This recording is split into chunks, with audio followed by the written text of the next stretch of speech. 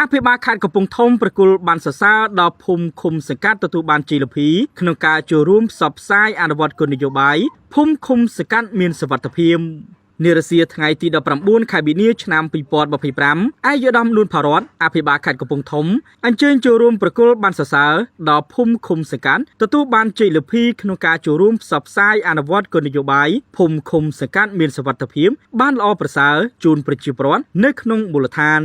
ជាមួយគ្នានោះដែរអាយដាមនួនផារ៉ាត់បានថ្លែងថាសមិទ្ធផលដែលទទួលបាននេះជាចំណែកមួយដើម្បីចូលរួមកាត់បន្ថយភាពក្រីក្រ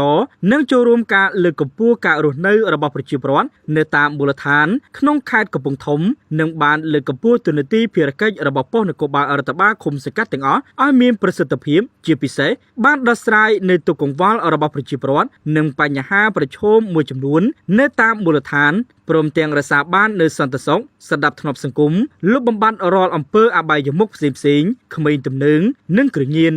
លើពីនេះអាយដាមអភិបាលខេត្តកំពង់ធំបានថ្លែងអំណរគុណដល់គណៈវិជាការឯកភាពរដ្ឋបាលខេត្តក្រុងស្រុកអាជ្ញាធរឃុំសង្កាត់និងកងកម្លាំងជំនាញមានសមត្ថកិច្ចដែលបានខិតខំក្នុងការអនុវត្តការងារគោលនយោបាយភូមិឃុំសង្កាត់មានសុវត្ថិភាពឲ្យទទួលបានលទ្ធផលល្អប្រសើរនិងសូមឲ្យបន្តខិតខំអនុវត្តការងារជាបន្តទៀតដើម្បីសម្រេចបានទៅតាមគោលដៅនិងចក្ខុវិស័យរបស់រាជរដ្ឋាភិបាលកម្ពុជា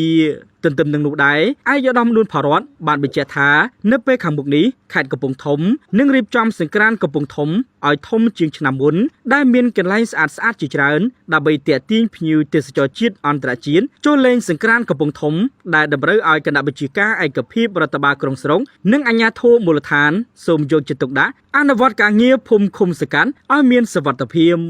សូមបញ្ជាក់ថាភូមិឃុំសង្កាត់ដែលទទួលបានជ័យលាភីក្នុងការចូលរួមផ្សព្វផ្សាយអនុវត្តគោលនយោបាយភូមិឃុំសង្កាត់មានសុវត្ថិភាពចំណាត់ថ្នាក់លេខ1មានចំនួន76ឃុំសង្កាត់ចំណាត់ថ្នាក់លេខ2មានចំនួន5ឃុំសង្កាត់